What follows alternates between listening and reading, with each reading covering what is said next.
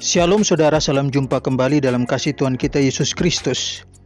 Mungkin bagi sebagian orang, apa yang akan saya bahas ini tidak ditemui dalam pelayanan di daerah Anda, tapi di beberapa daerah model pelayanan semacam ini telah menjamur di kalangan orang Kristen, bahwa ada seorang yang dianggap sebagai seorang yang dipakai Tuhan secara khusus untuk memberitahukan apa yang Tuhan inginkan.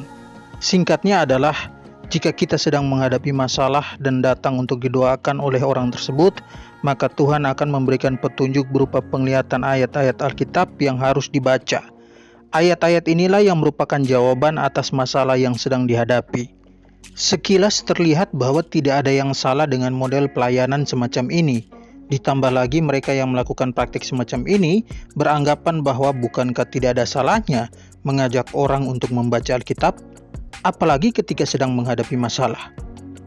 Benarkah tidak ada yang salah dengan pelayanan doa semacam ini? Tonton video ini sampai selesai agar saudara dapat memahami bahwa tidak semua hal yang kelihatan rohani itu pasti selaras dengan Alkitab.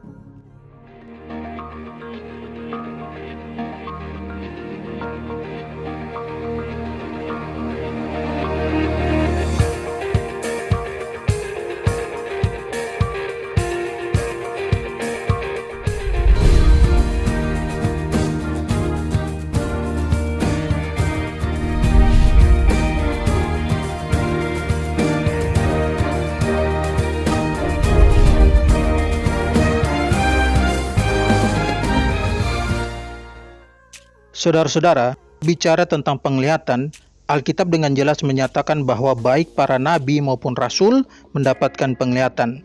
Hal ini dapat kita lihat dalam ayat-ayat berikut ini. Yesaya 6 ayat 1. Dalam tahun matinya Raja Uzia, aku melihat Tuhan duduk di atas tahta yang tinggi dan menjulang, dan ujung jubahnya memenuhi bait suci. Daniel 7 ayat 2. Berkatalah Daniel demikian, pada malam hari aku mendapat penglihatan, tampak keempat angin dari langit mengguncangkan laut besar. Daniel 8 ayat 1. Pada tahun yang ketiga pemerintahan Raja Belsasar, nampaklah kepadaku, Daniel, suatu penglihatan sesudah yang tampak kepadaku dahulu itu. Yehezkiel 8 ayat 1-2.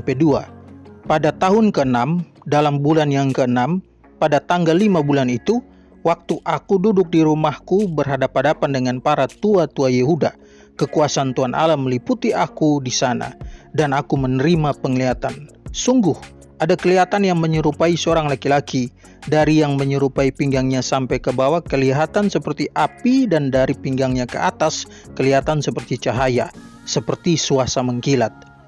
Yehezkiel 40 ayat 1-2. Dalam tahun ke-25 sesudah pembuangan kami, yaitu pada permulaan tahun, pada tanggal 10 bulan itu, dalam tahun ke-14 sesudah kota itu ditaklukkan, pada hari itu juga kekuasaan Tuhan meliputi aku, dan dibawanya aku dalam penglihatan-penglihatan ilahi ke tanah Israel, dan menempatkan aku di atas sebuah gunung yang tinggi sekali. Di atas itu, di hadapanku ada yang menyerupai bentuk kota. Kisah Para Rasul pasal 16 ayat 9-10. Pada malam harinya nampaklah oleh Paulus satu penglihatan. Ada seorang Makedonia berdiri di situ dan berseru kepadanya, katanya, "Menyeberanglah kemari dan tolonglah kami." Setelah Paulus melihat penglihatan itu, segeralah kami mencari kesempatan untuk berangkat ke Makedonia. Karena dari penglihatan itu kami menarik kesimpulan bahwa Allah telah memanggil kami untuk memberitakan Injil kepada orang-orang di sana. Kisah Para Rasul 10 ayat 9-17a. Keesokan harinya, ketika ketiga orang itu berada dalam perjalanan dan sudah dekat kota Yope, kira-kira pukul 12 tengah hari, naiklah Petrus ke atas rumah untuk berdoa. Ia merasa lapar dan ingin makan, tetapi sementara makanan disediakan, tiba-tiba rohnya diliputi kuasa ilahi. Tampak olehnya langit terbuka dan turunlah suatu benda berbentuk kain lebar yang bergantung pada keempat sudutnya, yang diturunkan ke tanah. Di dalamnya terdapat pelbagai jenis binatang berkaki empat, binatang menjalar dan burung. Kedengaranlah olehnya suatu suara yang berkata, "Bangunlah, hai Petrus, sembelihlah dan makanlah." Tetapi Petrus menjawab, "Tidak Tuhan, tidak, sebab aku belum pernah makan sesuatu yang haram dan yang tidak tahir." Kedengaran pula untuk kedua kalinya suara yang berkata kepadanya, "Apa yang dinyatakan halal oleh Allah, tidak boleh engkau nyatakan haram." Hal ini terjadi sampai 3 kali, dan segera sesudah itu terangkatlah benda itu ke langit. Petrus bertanya-tanya di dalam hatinya, apa kiranya arti penglihatan yang telah dilihatnya itu? Wahyu 9 ayat 17. Maka demikianlah aku melihat dalam penglihatan ini kuda-kuda dan orang-orang yang menungganginya. Mereka memakai baju sirah, merah api dan biru dan kuning belerang warnanya.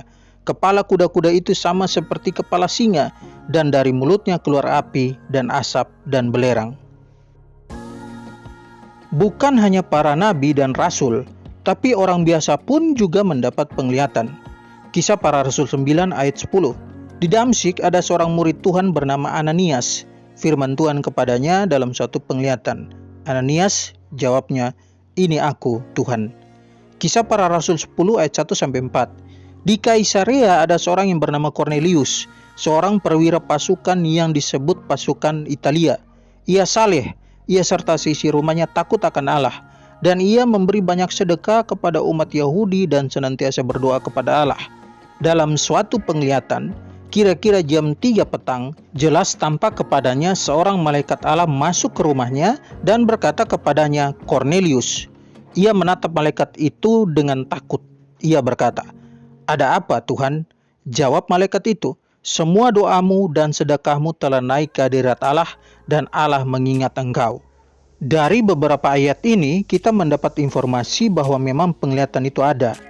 Tapi saudara, penglihatan tidak selalu pasti datangnya dari Tuhan. Perhatikan ayat berikut ini. Yeremia 14 ayat 14. Jawab Tuhan kepadaku, "Para nabi itu bernubuat palsu demi namaku.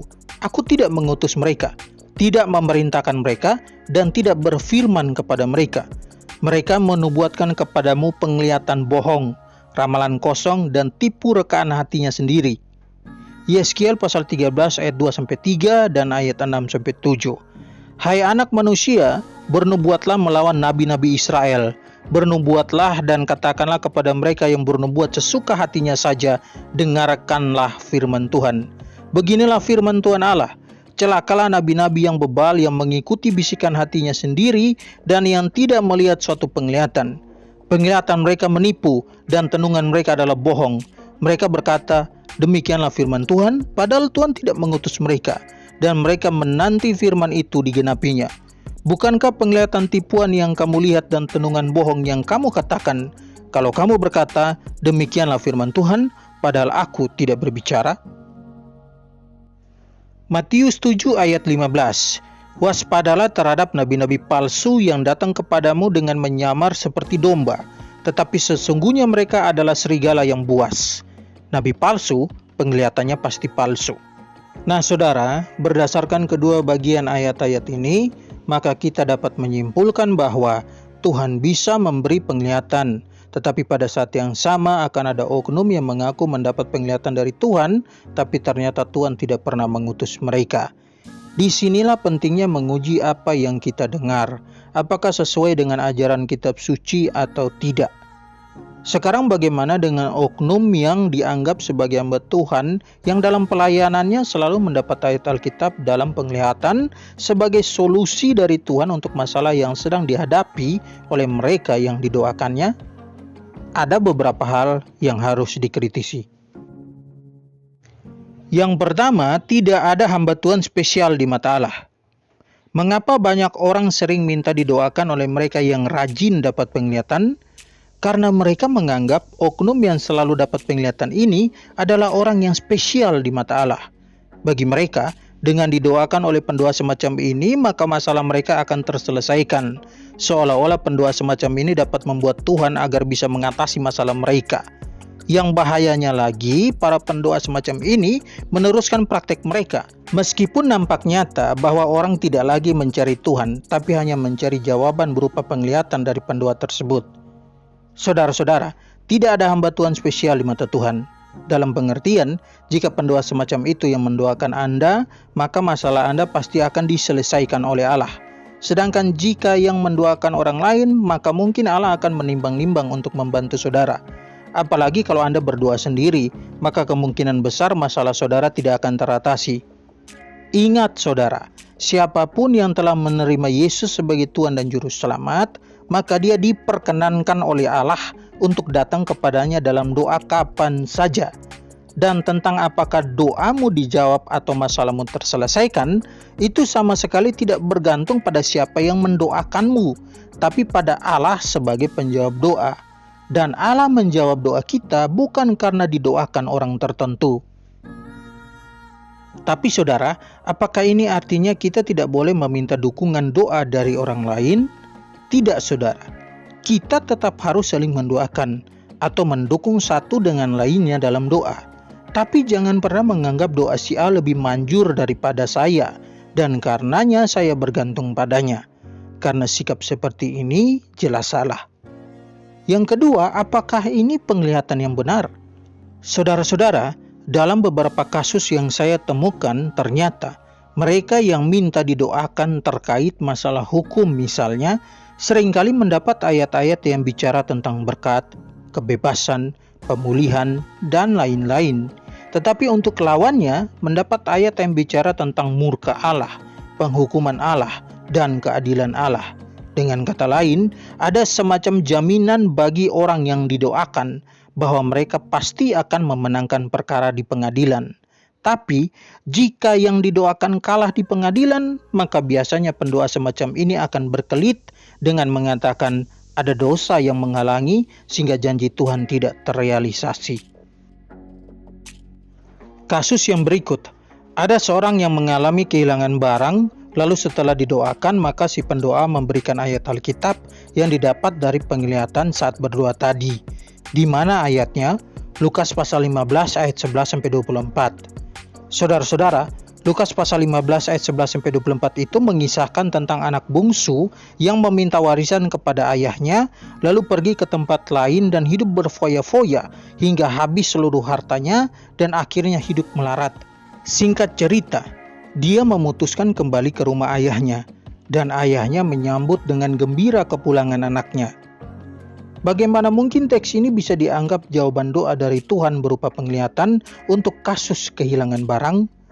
Mungkin saja karena ayat 24 ada kata telah hilang dan didapat kembali. Saudara-saudara, apakah karena ada kata hilang dan didapat kembali, ini artinya bahwa ayat ini juga sedang menjanjikan bahwa barang yang hilang itu bisa didapat kembali? Tidak, saudara, karena teks itu sedang bicara tentang dosa, penyesalan, belas kasihan, dan penerimaan atau pengampunan. Jadi tidak bicara tentang barang hilang yang ditemukan kembali. Lagi pula, yang hilang dalam teks ini adalah orang dan bukan barang. Dengan demikian, maka penglihatan semacam ini jelas adalah penglihatan palsu. Sekarang pertanyaan sederhananya adalah, mengapa Tuhan harus bicara lewat penglihatan si pendoa agar kamu membaca ayat tertentu, sedangkan di rumahmu ada Alkitab yang kapan saja bisa kau baca? Jadi tidak perlu menunggu penglihatan dari si pendoa. Lagi pula, apakah memang benar bahwa ayat-ayat yang didapat dalam penglihatan itu adalah pesan Tuhan kepada yang didoakan? Dan bagaimana kita dapat memastikan hal ini? Saudara-saudara, pada zaman Perjanjian Lama, Tuhan bicara melalui para nabi karena memang Alkitab belum ada. Tapi sekarang setelah Alkitab ada, tentunya tidak ada lagi orang yang dipilih langsung oleh Allah dengan jabatan nabi yang berperan sebagai penyambung lidah Allah yang juga mendapat penglihatan. Karena apa yang Tuhan mau agar umatnya lakukan sudah tercatat dalam kitab suci kita, yakni Alkitab. Yang perlu saudara lakukan hanyalah baca Alkitab saudara setiap hari, sehingga saudara dapat mengetahui bagaimana seharusnya orang percaya bersikap ketika menghadapi masalah.